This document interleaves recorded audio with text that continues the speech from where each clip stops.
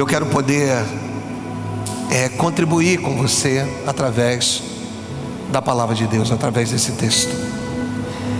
O apóstolo Paulo, ele vira e diz, através de Filipenses, no capítulo 3, no verso número 7: mas o que para mim era lucro, isso considerei perda por causa de Cristo. Versículo 8 diz: sim, deveras considero tudo como perda, por causa da sublimidade do conhecimento de Cristo Jesus, meu Senhor, por amor do qual perdi todas as coisas e as considero como refúgio para ganhar a Cristo. Eu vou ler o versículo 7 mais uma vez com vocês, que diz: mas o que para mim era lucro, isto considerei perda por causa de Cristo. No verso número 8 o texto vai dizer que sim, deveras considero tudo como perda por causa da sublimidade do conhecimento de Cristo Jesus, meu Senhor, por amor do qual perdi todas as coisas e as considero como refúgio para ganhar a Cristo. Deus, fala conosco, nós já oramos, fala aos nossos corações, é o que eu quero te pedir no nome de Jesus. Se você crê, por favor, diga amém. Tema da nossa meditação: 1, 2, 3. 1, 2, 3. E eu espero que a partir desse momento, Papai do Céu fale ao seu coração.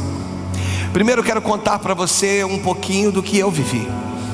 A minha profissão, ela foi escolhida desde menino, desde criança. Eu lembro que quando criança eu ganhei um carrinho usado. Um carrinho, ele era vermelhinho, ou melhor, ele era lilás, assim, um roxo, e tinha um teto vermelho, era um Fusca. E era um carrinho. E eu lembro que a gente tinha o costume de amarrar um barbante, de ir até na padaria pedir um pedaço de barbante. Não sei se você era dessa época. E nós eu ia numa padaria próximo da minha casa pedir um pedaço de barbante. É legal que o pessoal da padaria nunca te negava, e eles te davam lá um pedaço de barbante, você amarrava, e eu ficava puxando aquele carrinho de um lado para o outro. Era o meu sonho. O meu sonho era um dia ser mecânico de automóveis. Desde pequeno eu sonhei com aquilo. Eu acreditei que um dia Deus ia realizar o sonho. E muito novo comecei a trabalhar numa oficina como ajudante. E durante muitos anos da minha vida, e principalmente eu já novo, já com uma namoradinha, eu lembro que o que eu ganhava não dava para levar a menina na esquina para beber uma Coca-Cola. Eu ganhava praticamente o da passagem, e isso eu não podia perder o ônibus que eu pegava. Então eu trabalhava em Guadalupe à noite, porque o mecânico trabalhava de dia numa empresa e trabalhava à noite na oficina, e eu tinha que correr para pegar o 908, o último ônibus. E era muito triste quando você chegava na esquina da rua e você via o ônibus cruzando e indo embora. Aí ali em Guadalupe eu tinha que pegar o 773 e dali por diante fazer uma verdadeira maratona, porque eu só tinha uma passagem. Ou eu saltava em Cascadura e ia andando até a casa do meu irmão e lá dormia, ou eu vinha até o Norte Shopping, vinha do Norte Shopping andando até em casa. Eu acredito que todos vocês possuem uma história parecida com a minha, uma história de muita dificuldade. Eu só tinha direito àquela passagem. E um dia eu me atrevi a ir andando de bicicleta até Guadalupe. Se eu pelo menos tivesse feito o caminho que hoje eu conheço, que cortaria bons quilômetros, mas eu não fiz isso. Eu segui o caminho do ônibus. Então você imagina, vocês seguindo o caminho do ônibus, e cheguei lá morto, com um bumbum, que eu já era bem magro, hoje estou um pouquinho mais, mas com um bumbum dolorido, amados. Mas eu pensei, vai passar isso. Nós trabalhamos, e eu pensei, não, agora eu vou montar na minha bicicleta e vou voltar para minha casa. Ao montar na bicicleta, depois de 1 quilômetro de distância, aquela dor insuportável voltou. Mas eu tinha que chegar em casa.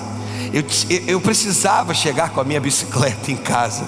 Então foi dolorido demais algumas coisas que eu vivi, mas o meu sonho um dia foi realizado.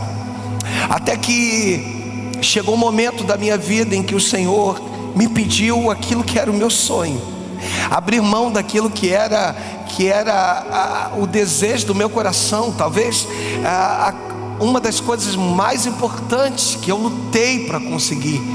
Antes dos meus 18 anos eu já era profissional, já ganhava bem na oficina em que eu trabalhava de segunda a sexta-feira, já tinha meus clientes, a coisa já tinha funcionado, mas um dia eu tive que olhar para trás e perceber que Deus estava me pedindo aquilo que até aquele momento era o que eu tinha de mais precioso, a minha profissão.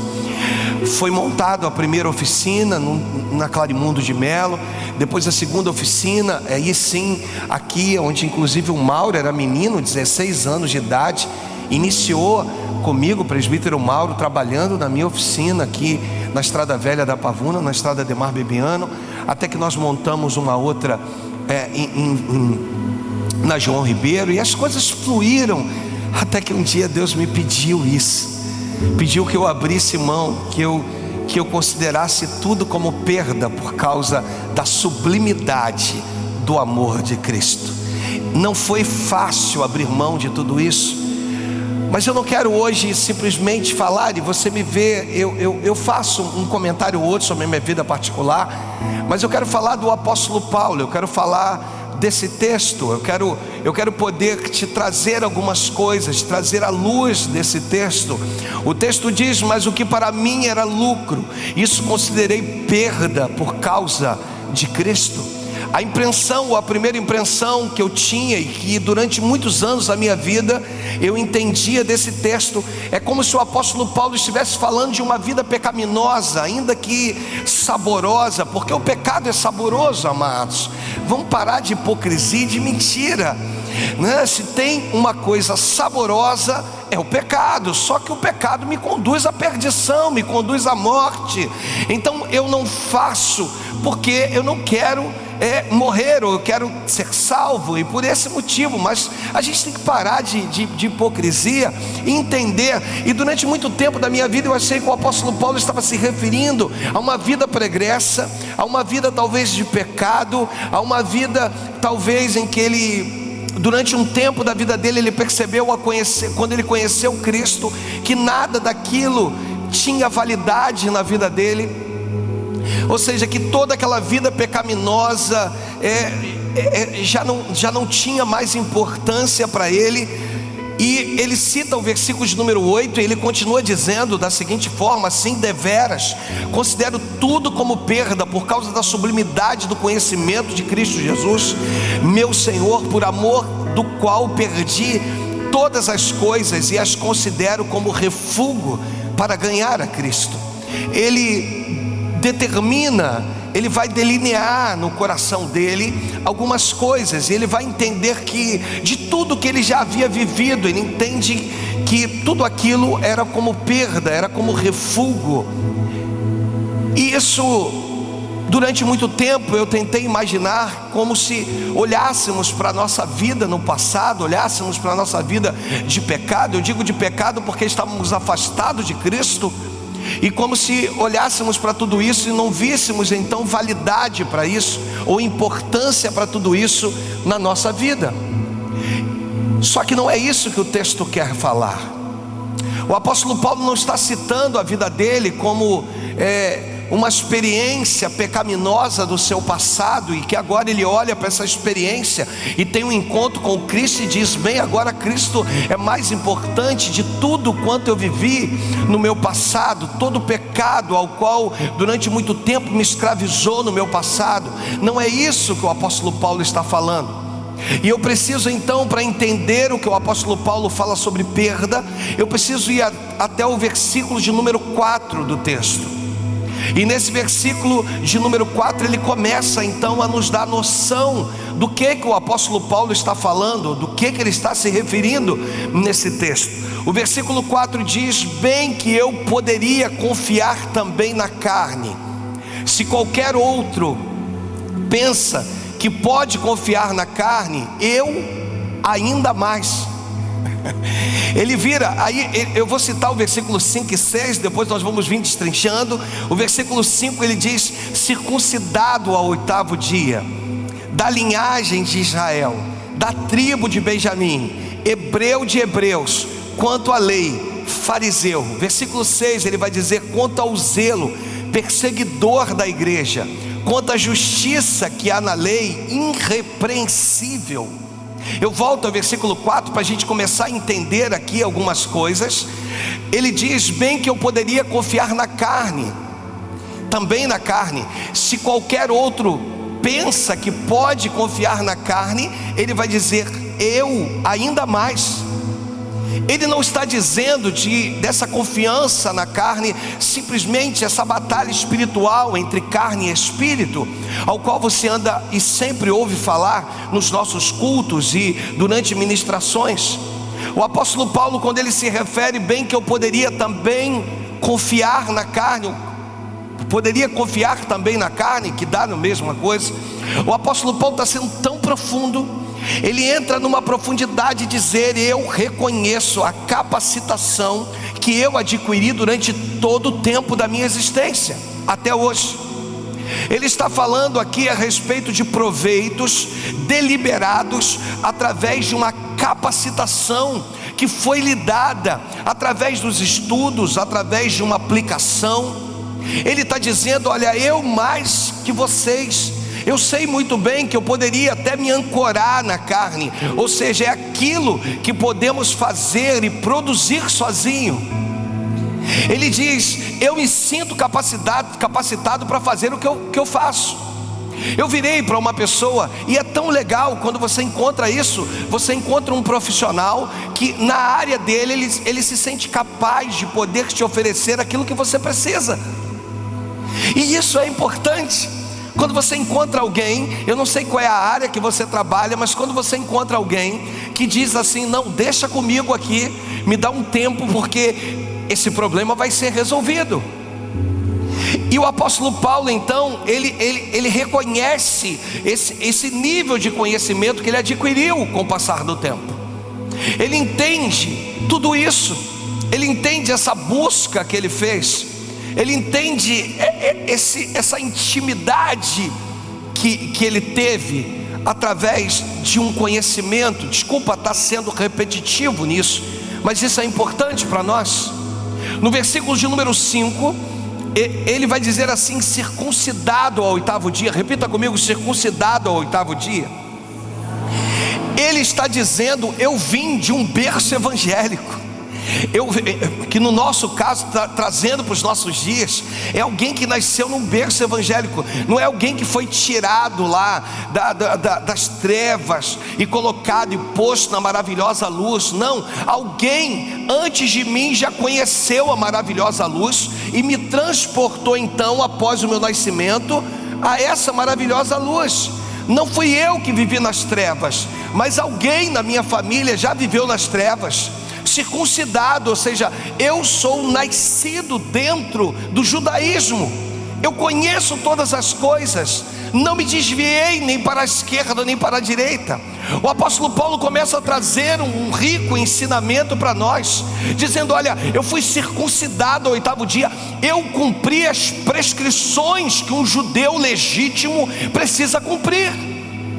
Eu não sou uma pessoa qualquer, eu sou alguém de um patamar elevado. Eu sou alguém que a nível de entendimento, eu vim da linhagem de Israel, da tribo de Benjamim. Ele cita a sua tribo.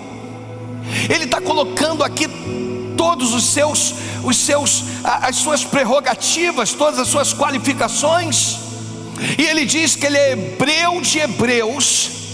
Ele diz, eu vou ler o texto de novo: circuncidado ao 8º dia, ou seja, alguém que nasceu num berço nos nossos dias evangélico, circuncidado ao 8º dia, da linhagem de Israel, da tribo de Benjamim. Ele diz hebreu de hebreus. Ele não está falando de alguém que aceitou Jesus agora, estou trazendo para os nossos dias, que o reconhece como Senhor e Salvador da sua casa, da sua vida. Ele está falando de alguém que vive numa família em que já conhece Jesus há muitos anos.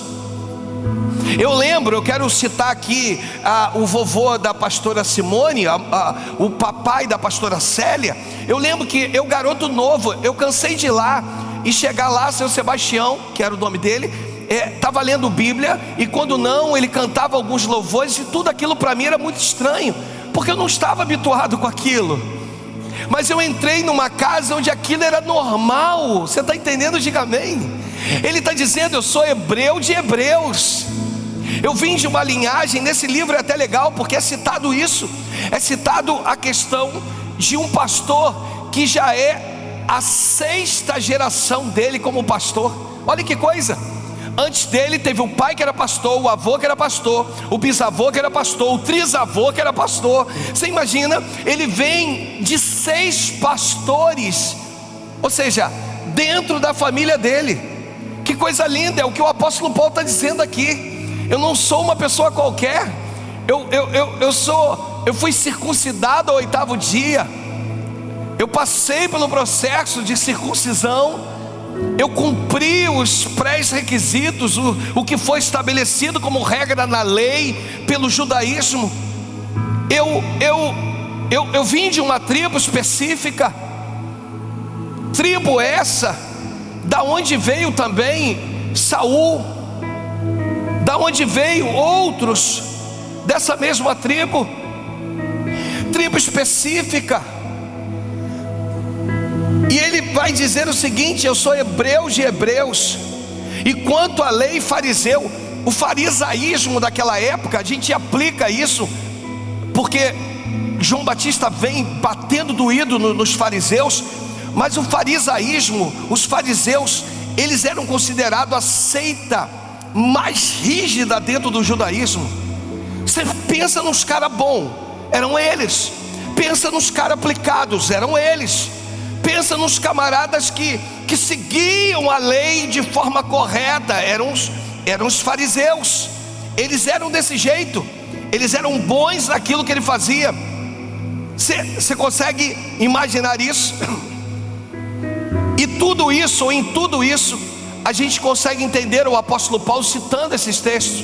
No versículo de número 6, o texto vai dizer assim: olha, quanto ao zelo perseguidor da igreja, quanto à justiça que há na lei irrepreensível. Eu fiz aqui algumas anotações quanto a isso, para poder te dar essa parte aqui.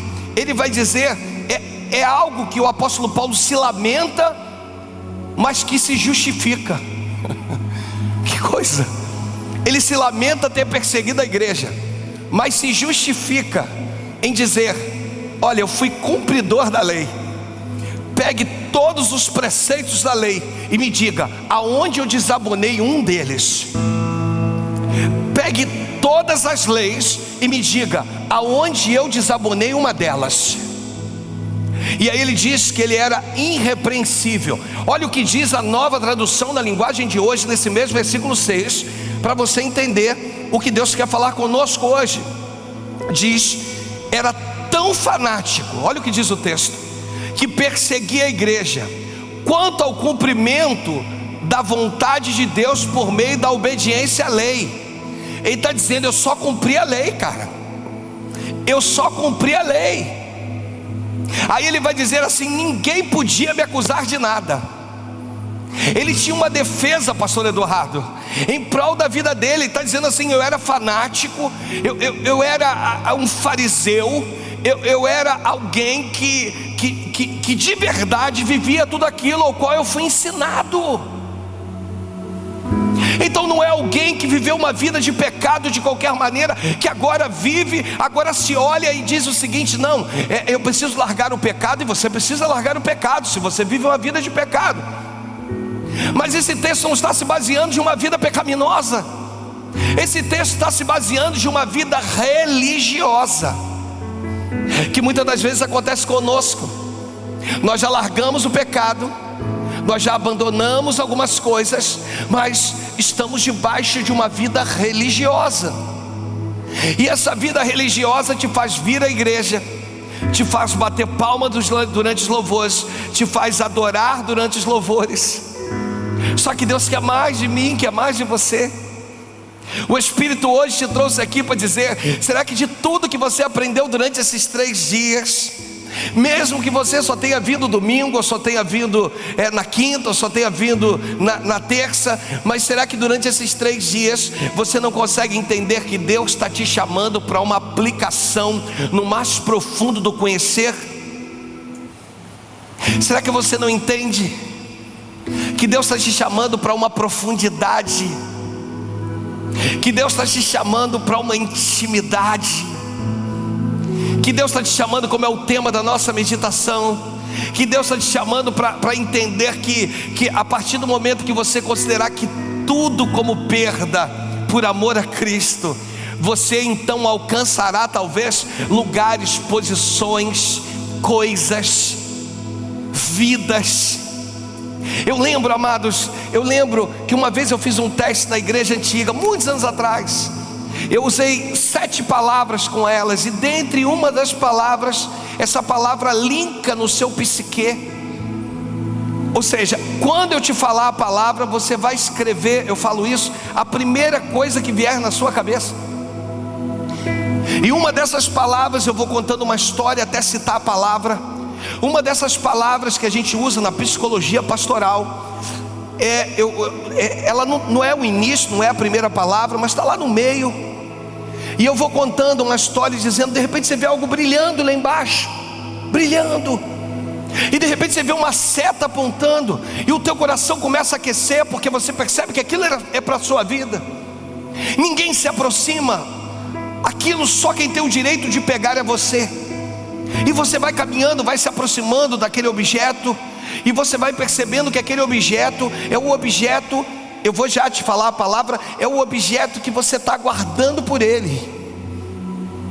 E quando você se aproxima, você observa, e eu cito a palavra, você observa que era uma chave. E aí eu pergunto: que porta que abre essa chave? Essa chave é da onde? Eu vou falar para vocês do fundo da minha alma, quando fizeram isso comigo há muitos anos atrás, eu vi lá uma chave de um carro, irmãos. Eu preciso abrir meu coração. Eu vi, sabe, Cristo, uma chave de um carro, ela ficava rodando, ficava aquilo, e Jesus vinha com símbolo, vinha com símbolo de uma marca que eu gosto, que parece que é uns V's ao contrário, né? Aí eu fiquei maravilhado com aquilo. Falei: Jesus, que coisa linda. Aí o pastor que ministrou na minha vida disse assim: sabe qual é o significado dessa palavra, Alexandre? Vaidade. E aí eu falei: verdade. E eu lembro que eu fiz isso com as trabalhadoras daquela época, e uma das trabalhadoras ao término veio me procurar, e ela disse para mim: pastor, eu acho que deu alguma coisa errada. Eu disse: por que, amada? E ela virou para mim e disse assim: por que, pastor? Porque a chave que eu vi era a chave da salvação do meu marido. Pastor, acaso isso é vaidade? E eu disse assim: isso é vaidade quando a salvação do teu marido é para você mostrar para o vizinho, para a tua irmã, para o teu irmão, para que Jesus cura, salva e liberta. Ele não precisa mostrar para ninguém quem ele é, ele simplesmente é o que é. E ela falou: pastor, é verdade. Eu oro esses anos todos, eu digo: Deus me honre, porque um dia todos vão precisar ver que o Senhor é o meu Deus, que o Senhor quer. Enquanto você não entende que precisa considerar tudo como perda, entender que existe um Deus que está no controle de todas as coisas, existe um Senhor que diz: eu sou o Senhor da tua vida. Quando tu menos esperar, eu vou tocar nele. Quando tu menos esperar, eu vou tocar nela. Quanto menos esperar, vou eu realizar o milagre que eu disse que faria, porque eu sou o Senhor da tua vida. Deus hoje está falando conosco que existem coisas que eu preciso entender ou considerar como perda. E o versículo de número 6 desse texto, para que a gente caminhe aqui um pouco mais, eu vou tentar aqui não me prolongar, eu confesso que eu vou tentar. O versículo de número 6, coloca na outra versão para a gente. Diz: quanto ao zelo, ele fala sobre o zelo. Repita comigo: zelo. Zelo, ele se considera zeloso por aquilo que ele aprendeu na lei, nas escrituras, no canon, no Pentateuco. Ele está dizendo: de tudo isso a minha aplicação, em tudo isso eu dei o meu melhor, eu fui zeloso. Por esse motivo eu sou irrepreensível. Não vem judeu nenhum querer dizer ou querer me acusar, porque eles não têm do que me acusar a esse respeito, porque eu pratiquei tudo conforme dizia os ensinamentos. Apesar dele reconhecer que ele sentia o fato de ter perseguido os cristãos, ele sabia que através daquela perseguição, ou Paulo entendia que um dia através da perseguição, ou ele entendeu que um dia através da perseguição, desculpa o trocadilho, ele ia ver uma forte luz, cair do cavalo, ouvir uma voz que dizia: Saulo, Saulo, por que tu me persegues? Você está entendendo? Diga amém. Então até a perseguição fazia parte daquilo que seria a conversão do apóstolo Paulo. E Deus quer poder nos tratar com isso. Aí sim, vem o versículo de número 7 desse texto. Aí Paulo vai dizer: mas o que para mim era lucro, isso considerei perda por causa de Cristo. Ou seja, abrir mão de toda essa vida religiosa. Deixa eu repetir isso: eu abri mão de toda essa vida religiosa que eu possuía. Não basta vir aos cultos, não basta reconhecer Jesus, não basta entender que Ele morreu por você, se você não tiver uma intimidade com Ele.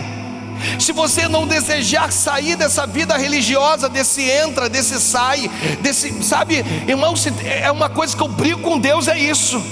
Eu falo com Ele: Deus, não me permita que eu vire religioso.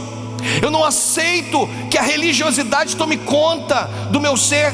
Eu não aceito chegar nesse lugar e não sentir um arrepio santo. Eu não aceito chegar nesse lugar e tremer mesmo diante da casa em que o Senhor me colocou como líder. Eu não aceito chegar nesse lugar e não sentir as minhas pernas balançando enquanto eu prego a Tua palavra. Eu não aceito, Senhor, sentir ou não sentir enquanto prego, como se eu olho para vocês. Algumas pessoas dizem assim: ah, pastor, o senhor olha. Amados, às vezes eu estou olhando para vocês, é como se eu visse um espelho e o Espírito Santo dizendo assim: sabe isso aí que você está pregando, Alexandre? Primeiro é para você, então recebe, encara isso de frente, e aí sim eu consigo abençoar a vida deles. E aí o apóstolo Paulo vai dizer: o que para mim era lucro, isto considerei perda por causa de Cristo. Aí ele vai continuar dizendo assim, verso número 8: sim, deveras considero tudo como perda. Considero tudo como perda. Considero tudo como perda, por causa da sublimidade do conhecimento de Cristo Jesus, meu Senhor, por amor do qual perdi todas as coisas e as considero como refúgio para ganhar a Cristo. Ele entra numa profundidade tão grande. Ele vai, sabe, ele vai além. Ele vai além, ele vai dizer: porque eu descobri algo que foi além da minha religiosidade. Você sabe por que eu estou impactado desse jeito? É como se o apóstolo Paulo estivesse narrando, escrevendo. Você sabe por que isso mexe comigo dessa maneira? Você consegue entender que a maioria desses textos foram escritas com o apóstolo Paulo preso, ou alguém redigindo um texto para ele? Você consegue entender tudo isso?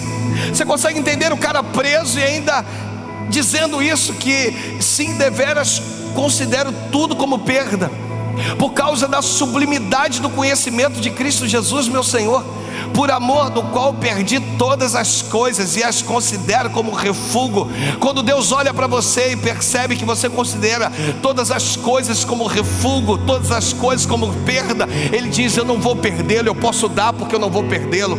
Eu posso abençoar porque eu não vou perdê-la. Eu posso fazer porque eu não vou perdê-la. Eu não vou perdê-la. Nós vivemos hoje num tempo, irmãos, em que Deus não consegue agir de forma plena. Ele não consegue mostrar para a sua igreja a sua completude, que é diferente de complemento. Complemento é aquele tapinha nas costas, é aquele, sabe, aquela balinha, que você precisa ganhar para você se sentir motivado na presença de Deus. Não, adoçou a minha boca, que beleza, que lindo. Agora eu posso seguir, eu posso continuar caminhando, porque a minha boca foi adocicada. Não entendes tu que a palavra de Deus é mais doce que o mel e o destilar dos favos? Não entendes tu que o que Deus tem para você é muito mais do que esse adocicamento, esse adocicado que você mastiga durante um período e daqui a pouco tudo isso se perde? Não compreendes tu? Eu vou abrir um adendo, que você tem um pastor hoje mais do que ontem, e há de ser mais ainda amanhã, se Deus assim me permitir, que não está aqui disposto a ficar fazendo barganha com Deus, troca com Deus, ficar te ensinando de forma errada. Um pastor que está aqui disposto a te mostrar que, se você considerar tudo como perda, o Senhor vem e te abençoa, porque Ele sabe que você entendeu que nada é seu. Como diz o ditado, caixão não tem gaveta. E se tem uma coisa que mexe comigo, é isso, essa questão da morte, da passagem. Porque a gente vai construindo, vai adquirindo valores, e Deus vai falando assim: por que você se prendeu a tudo isso? Não entendes tu, como Tiago vai falar sobre isso, como o apóstolo Paulo, ele vai citar sobre isso. Ele vai dizer que somos como neblina, que por um instante estamos e por outro somos dissipados pelo vento. E durante esses 3 dias eu vim buscando em Deus e vim dizendo: Deus, o que o Senhor quer comigo? Qual é o seu objetivo comigo, pessoal? E aí, esse versículo de número 7, eu aprendo com o apóstolo Paulo dizendo: mas o que para mim era lucro, isso considerei perda por causa de Cristo. Eu cito uma frase aqui, e cito ela há anos: eu amo a minha família. Você ama a tua? Diga amém. Mas eu cito num altar, mas eu amo a Cristo muito mais que a minha família, muito mais que minha esposa, muito mais que meus filhos, muito mais que tudo que Ele.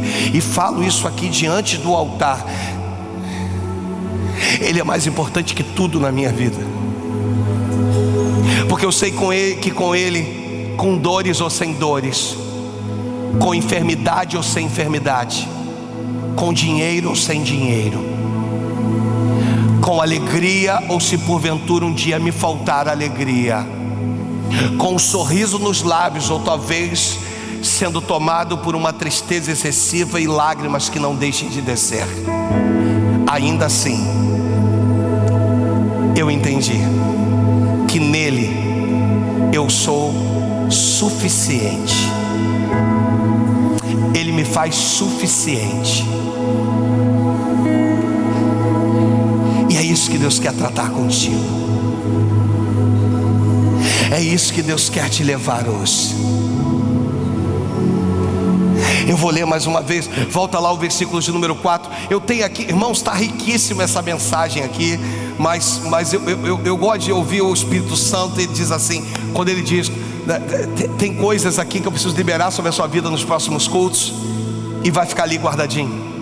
Eu tenho um texto em Atos que você vai amar esse texto, e nós vamos nos aprofundar melhor ainda tudo que a gente está lendo. O versículo de número 4, ele diz: bem que eu poderia confiar também na carne. Se qualquer outro pensa que pode confiar na carne, ainda mais eu. Há um reconhecimento, irmãos, do apóstolo Paulo, de saber quem ele era. Versículo de número 5, o texto vai dizer assim: circuncidado ao 8º dia, nasci num berço evangélico, aí ele vai dizer, de uma linhagem de Israel, da tribo de Benjamim, hebreu de hebreus.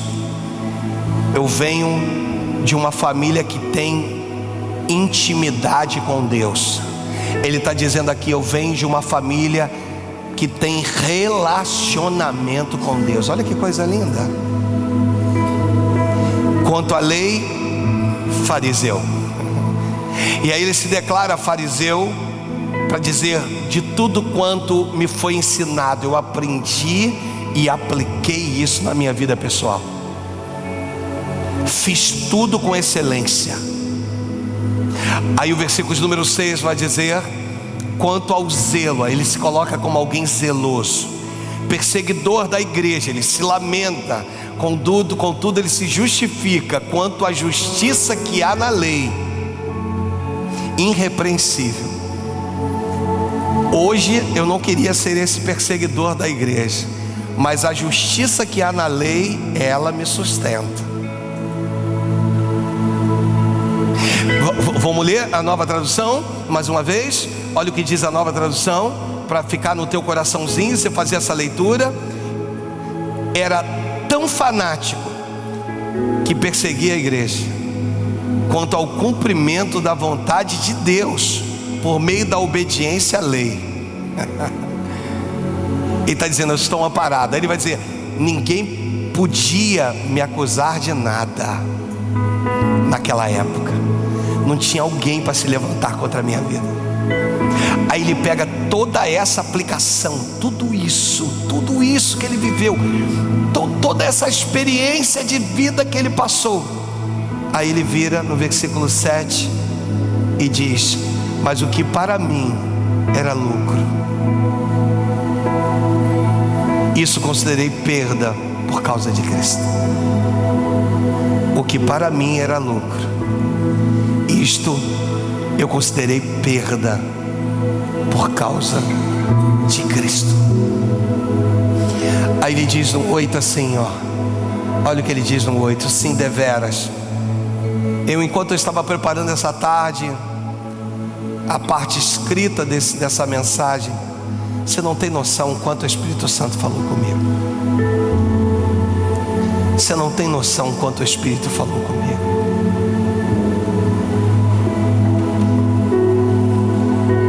De coisas que a gente aprende a abrir mão.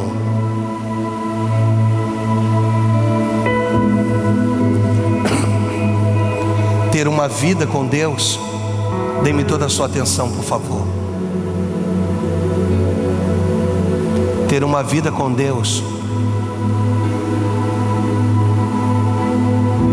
vai muito mais do que frequentar um culto. Vai muito mais, desculpa amados, vocês fazem isso por amor, do que tocar um instrumento.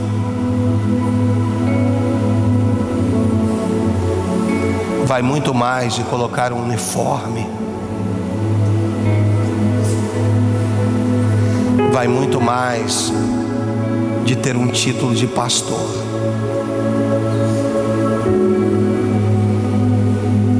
Ter uma vida com Deus vai muito mais do que isso.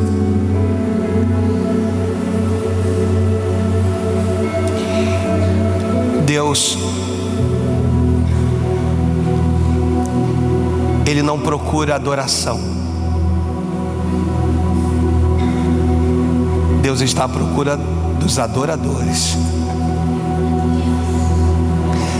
Não é adoração que o Senhor está à procura. Gênesis 4:3. O Senhor vira para Abel e diz assim: o texto diz que aconteceu que no final de uns tempos trouxe Caim o fruto da terra, uma oferta.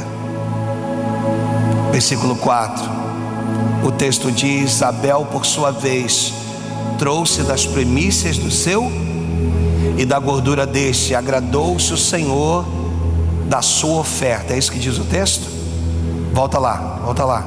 Agradou-se o Senhor da sua oferta. É isso que diz o texto? Agradou-se o Senhor. Primeiro ele vira e diz de Abel. A oferta vem depois.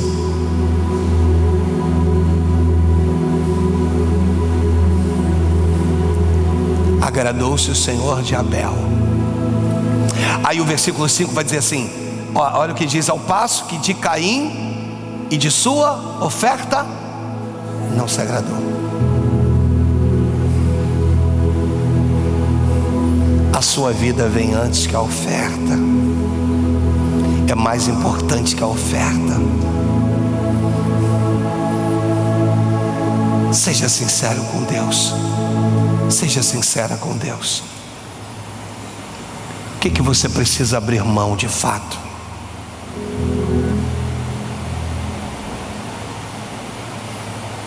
Quais são as coisas que você não conta para ninguém?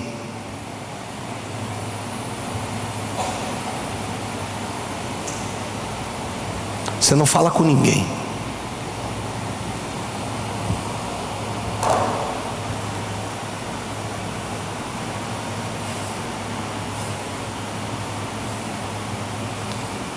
Você vem aos cultos, você até usa o uniforme,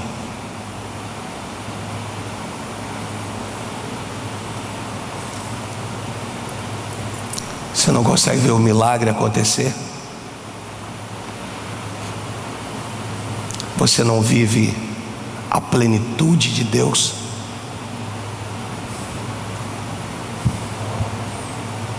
Às vezes você culpa a igreja, às vezes você culpa os louvores, o pastor.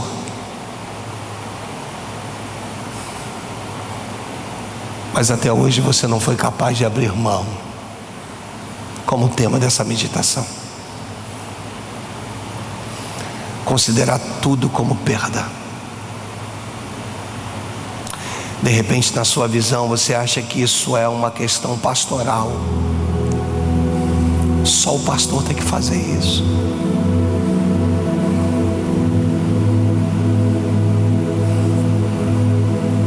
Isso são valores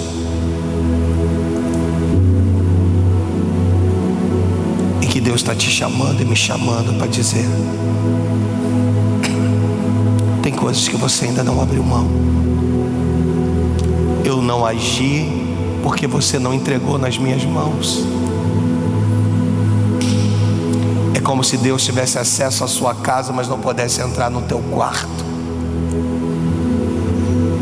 não pudesse entrar no teu banheiro, na tua cozinha.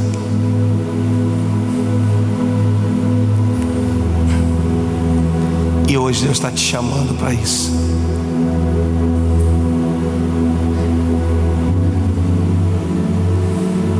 Considero tudo como perda.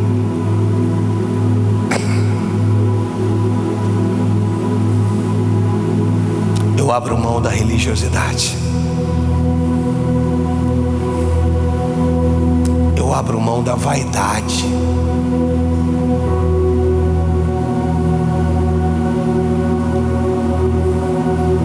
Eu abro mão daquilo que me afasta de Deus.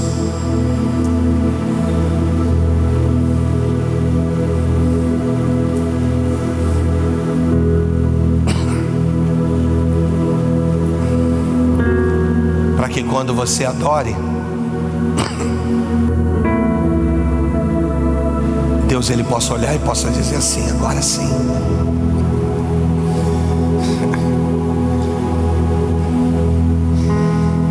Esses 3 dias mexeram muito comigo, amados.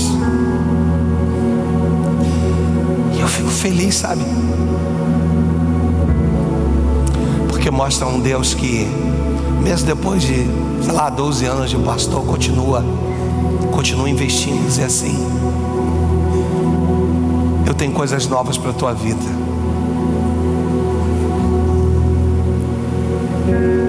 Deus te trouxe aqui hoje.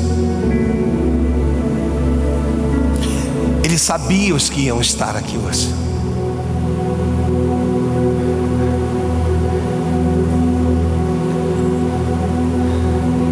Para saber se você seria capaz de considerar tudo como perda, por amor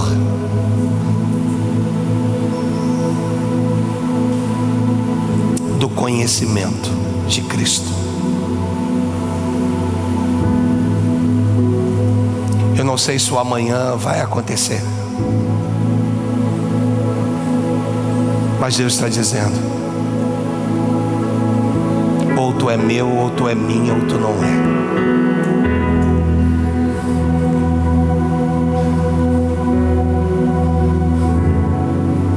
Ou tu é, ou tu não é. Você está entendendo, igreja?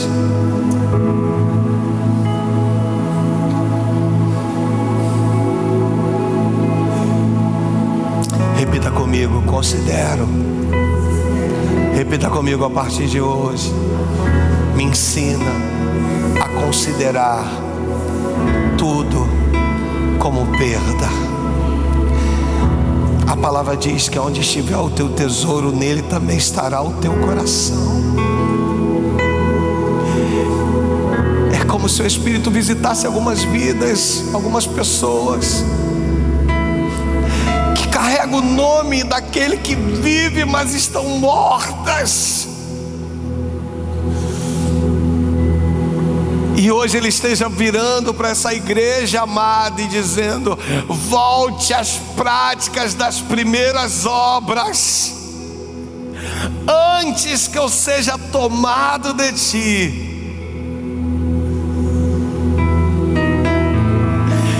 Não é o que você quer, não é do jeito que você acha que tem que ser, é do jeito que a palavra diz.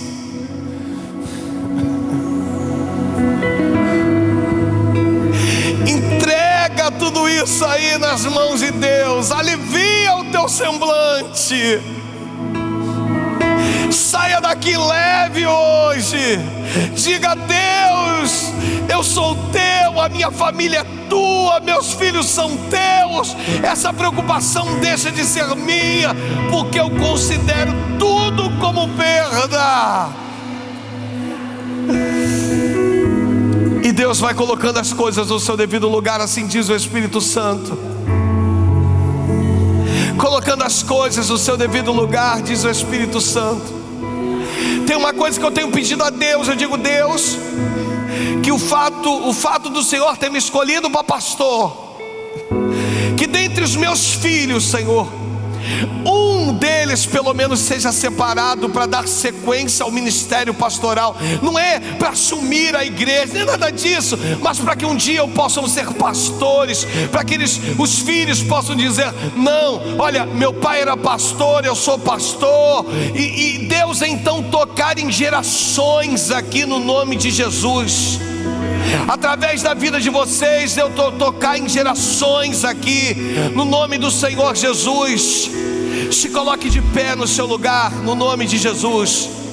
Diga para Ele aí no teu lugar, que através da canção, através dos teus lábios, você possa virar para Ele e você possa dizer isso: Deus, a minha vida é tua, Senhor. Cuida, Deus, de todas as coisas. Eu não sei se você tem algo que você precisa entregar hoje no altar. Eu não sei se existem coisas que você tem carregado com você, está pesado esse fardo, essa dor, e você precisa entregar hoje no altar. Se esse for o seu caso, de uma maneira ligeira, sai do seu lugar, vem cá, deposita no altar. Diga: Deus está aqui, ó. Eu considero, Senhor, eu coloco nas tuas mãos, e as minhas preocupações eu considero como perdas, Deus. Se esse for o seu caso, deposite no altar. Saia do seu lugar, vem cá, deposita no altar, coloca diante de Deus. Diga: meu Deus, eu estou colocando aqui, eu estou depositando no seu altar, no nome de Jesus, no nome de Jesus. Toma o teu lugar, ó Cristo, Filho do Deus vivo, o único que é digno. Toma o teu lugar, grande Rei dos Reis, reina sobre nós. Tua é a glória, o reino é sempre teu. Toma o teu lugar, ó Cristo,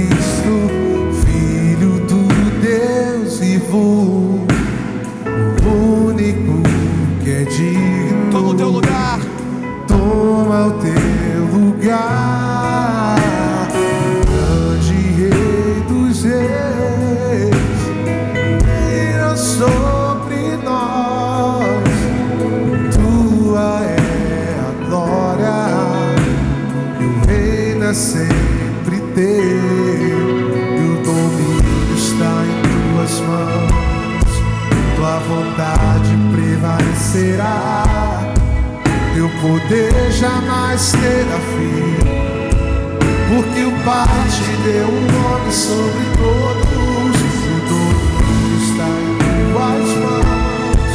Tua vontade prevalecerá, teu poder jamais terá fim, porque o Pai te deu um nome sobre todos, e juntos como igreja nós clamamos: vem queimar de novo os nossos corações. Deixa a glória, deixa a glória descer,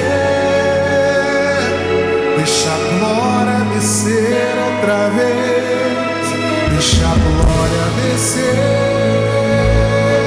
deixa a glória descer outra vez, deixa a glória descer,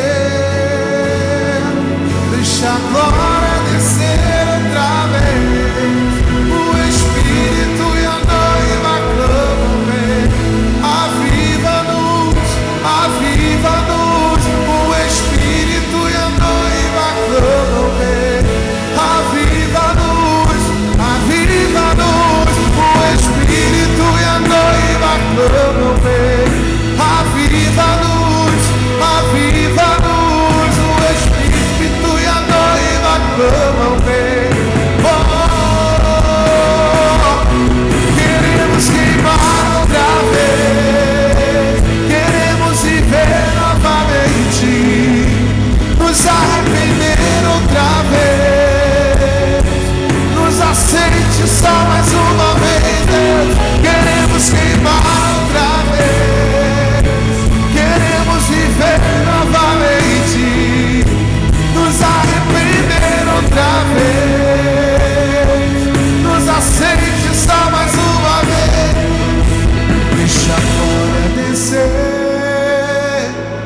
deixa a glória descer outra vez, deixa a glória descer, deixa a glória descer outra vez, Deus. Deixa a glória descer, deixa a glória descer outra vez, deixa a glória descer, deixa a glória descer outra vez.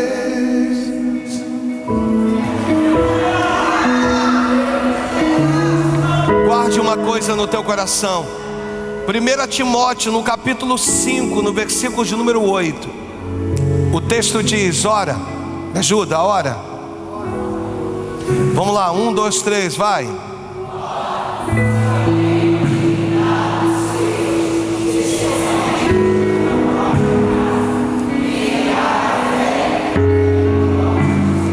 Olha o que o texto diz: é pior que o descrente. O poder de transformação que precisa existir em nós, primeiro precisa impactar os nossos dentro da nossa própria casa. O Espírito está mandando falar sobre isso, está mandando te perguntar se você tem sido exemplo dentro da tua casa.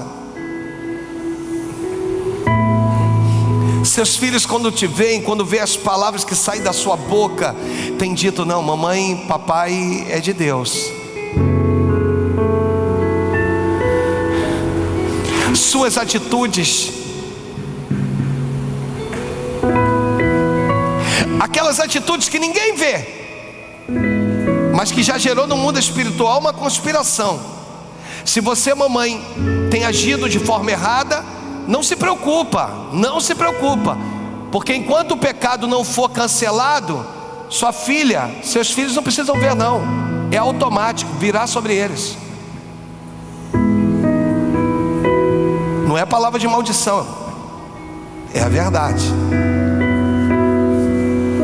Da mesma maneira que existem coisas que você faz no mundo espiritual, quando você se aproxima de Deus, quando você diz: Senhor, você não precisa nem orar pelos seus filhos, que eles vão ser alcançados. Eu selo esse culto dizendo: tenha uma vida com Deus verdadeira. Se não estava existindo até o dia de hoje, tenha a partir de hoje. Pois o Deus que é amor também é fogo consumidor. Assim diz o Senhor. você crê, ofereça para Deus o melhor das suas palmas, no nome de Jesus.